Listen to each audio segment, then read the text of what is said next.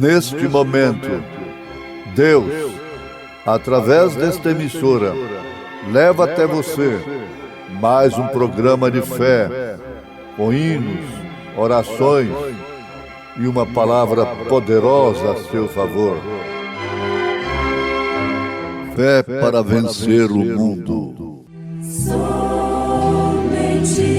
crer, somente crer, tudo é possível, somente crer, somente crer, somente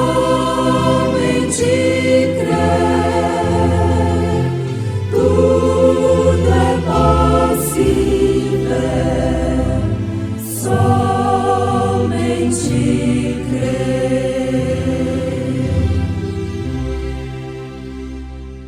Verdadeiramente, Ele tomou sobre si as nossas enfermidades e as nossas dores levou sobre si. E nós o reputamos por aflito, ferido de Deus e oprimido. Mas ele foi ferido pelas nossas transgressões e moído pelas nossas iniquidades. O castigo que nos traz a paz estava sobre ele, e pelas suas pisaduras fomos sarados. Todos nós andamos desgarrados como ovelhas, cada um se desviava pelo seu caminho, mas o Senhor fez cair sobre ele a iniquidade de nós todos. Ele foi oprimido, mas não abriu a sua boca. Como um cordeiro foi levado ao matadouro, e como ovelha muda perante os seus tosqueadores, ele não abriu a sua boca.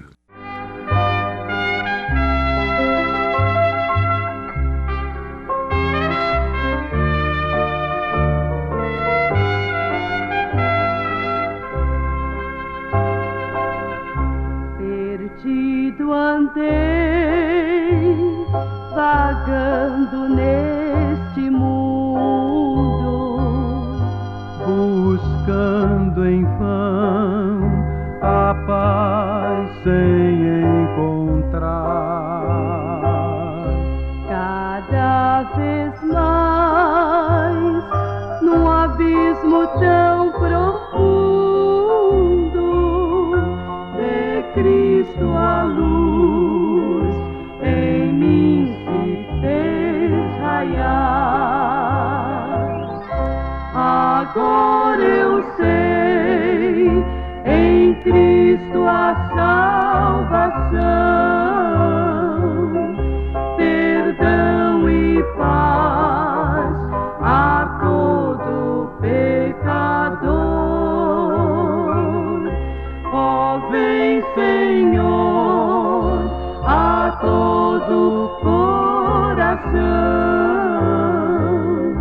encher de gozo e a paz do teu amor.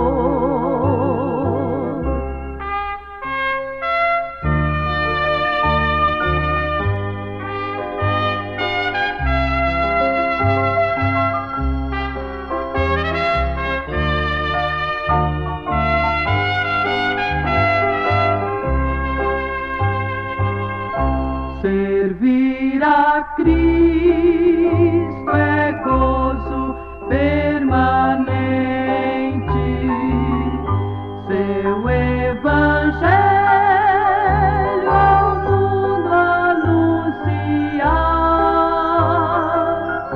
Agora sim, feliz e bem contente,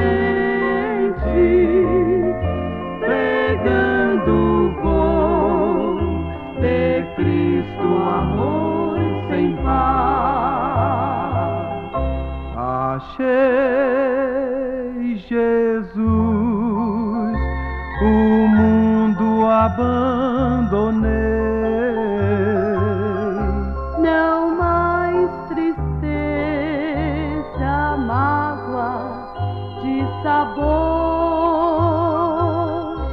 a sua voz pra sempre ouvirei, e de pregar ao mundo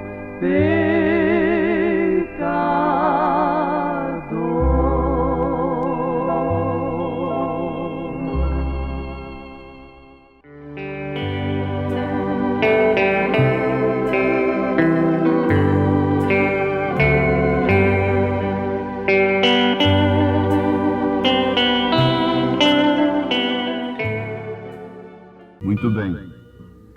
Vamos lembrar daquele grande fato de que Deus, quando quis representar a si mesmo, o fez através de uma pomba, a ave mais limpa e pura e inocente e simples.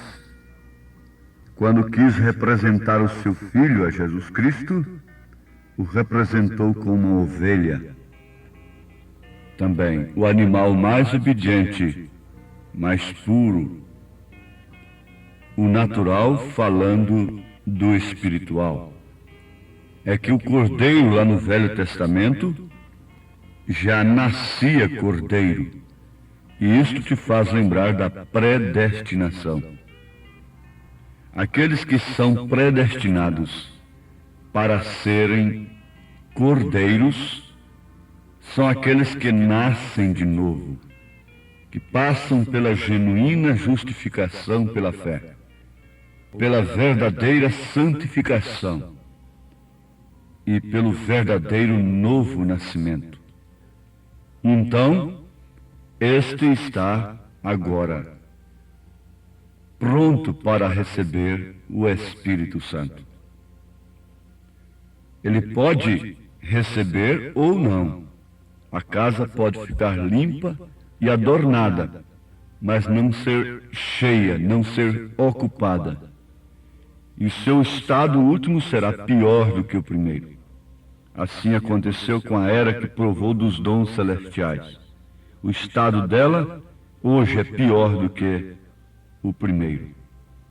Antes não conhecesse, porque não quis aceitar a palavra, a mensagem do dia, o batismo verdadeiro do Espírito Santo.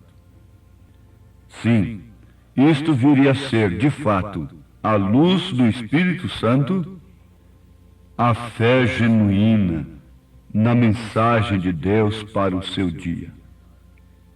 Isto é que vem provar que de fato somos batizados com o Espírito Santo de Deus. Você se lembre sempre que aquela pomba, sua natureza não misturaria com a natureza de um lobo. E outra coisa que você deve se lembrar, de que o lobo tem dons. Um lobo no natural, ele derruba uma galinha ali do galinheiro e pode tragá-la através do seu dom. Uma jiboia, uma serpente, atrai a sua vítima, é um dom que ela tem, e dado por Deus. Então o profeta de Deus diz que o Espírito Santo não viria sobre um lobo, alguém malvado, esse corajoso buscador de pleito. Ele não permaneceria sobre uma natureza desta, por isso é que tem que nascer de novo. E quando nasce de novo, nasce cordeiro, nasce obediente, nasce com uma outra natureza. A natureza que pode misturar com a natureza do Espírito Santo. Agora, uma coisa que você deve sempre guardar é que Deus nunca exige que você tenha os dons espirituais. Você tem que guardar isto para ser batizado com o Espírito Santo. É necessário 3 processos indispensáveis: justificação, santificação e novo nascimento, para então você ser batizado com o Espírito Santo. Agora você grife bem isto também. Note que, se você é batizado com o Espírito Santo, você crê nos genuínos dons espirituais. Agora, o crente arrependido, justificado, santificado, que nasceu de novo e foi batizado com o Espírito Santo, isto é, ele recebeu o dom do Espírito Santo, não os dons. Mas se é que você tem o doador, você crê nos dons, você crê em cura divina, você crê em línguas estranhas, você crê nas profecias. Isto é certo, quando elas são julgadas, quando esses dons são aniquilados, encampados pela palavra, isto é, regidos pela palavra, que é o que é perfeito. Está certo? Então você guarde bem isto para não haver confusão. Depois vai alguém dizer, mas este pregador não crê nos dons. Isso é uma mentira, isso é uma farsa, isso é um cavalo de batalha. Apenas, você não pode interpretar assim. O que eu quero vos mostrar sob a mensagem do profeta desta era é o seguinte, que lobo também tem dons dado por Deus. Mas, no entanto, a natureza da pomba não combina com a sua natureza. Muitos dirão naquele dia, em teu nome curamos enfermos, expulsamos demônios, fizemos maravilhas, mas são lobos vorazes que entrou no rebanho. E através dos dons tornaram-se ídolos das multidões. Isto é o que a luz da palavra nos mostra. Então você nunca será enganado. Você pode não ter um dom carismático, você pode nunca falar em línguas estranhas, nunca profetizar, nunca receber uma cura divina, nem tampouco curar alguém através de sua oração. Assim, de uma maneira, através de dons. E, no entanto, ser batizado com o Espírito Santo e ir no arrebatamento. A sua natureza tem sido trocada. Você nasceu de novo com a natureza de cordeiro, e a pomba desceu para quê? Para te encher de espetáculos, para te levar a espetáculos públicos, ou para te conduzir até o matador. Isto é certo, foi o que aconteceu com Jesus. Agora, um verdadeiro crente crê nos dons reais do Espírito Santo. Ele somente não é enganado. Ele não é levado. Ele sabe que Satanás pode imitar os dons. Ele sabe disto, mas nem por isso ele deixa de crer e de usufruir das bênçãos que os dons nos trazem. Como o trigo não deixa de receber a bênção da chuva, porque a mesma chuva caiu sobre o joio. Você está compreendendo? Caso contrário, o trigo diria, não, eu não quero essa chuva, porque a mesma chuva que me deu vida está dando vida para o joio. Eu não quero este sol, porque este mesmo sol está dando vida para o joio, para a erva daninha. Não, não é porque o joio sacode suas folhas, tendo uma natureza má, que eu vou deixar de dar glórias a Deus pelos dons de Deus, me alegrar, me rejubilar, usufruir deles, porque há falsos ali. Você não deixa de receber uma nota verdadeira porque existem outras falsas. Se há falsos é porque há verdadeiros. Se há falsos profetas é porque há verdadeiros. Se existe um falso profeta no singular, você sabe quem é ele está em Apocalipse, e ele agora está em plena evidência. Então é porque existe o verdadeiro.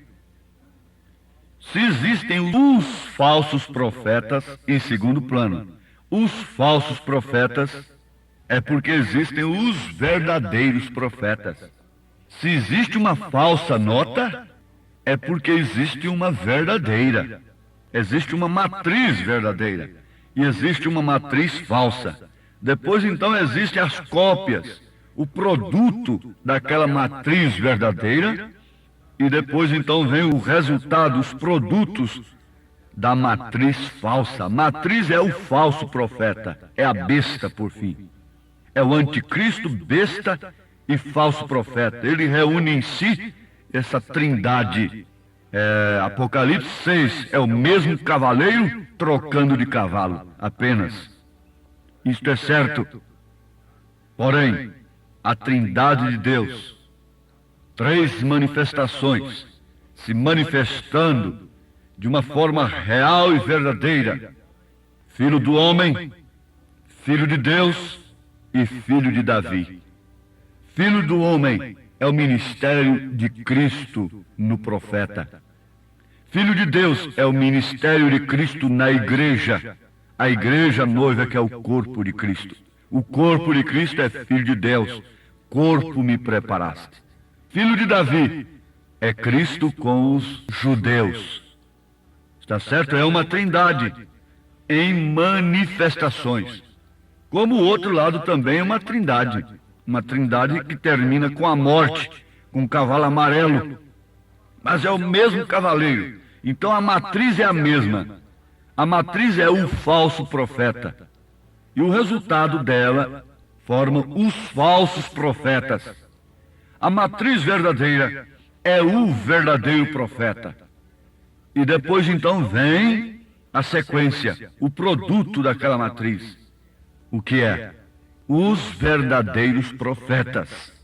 São aqueles que pregam a verdadeira palavra e que mostram para o povo a coisa real e verdadeira. Você não tem medo de dizer as coisas.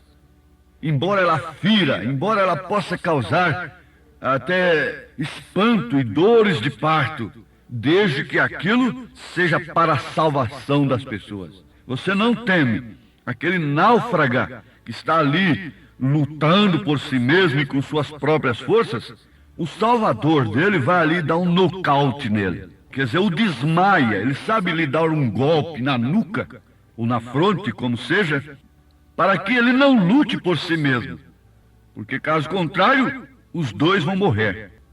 Então ele desmaia, aí ele pode ser salvo. Ele se rende, ele se entrega, então pode ser salvo.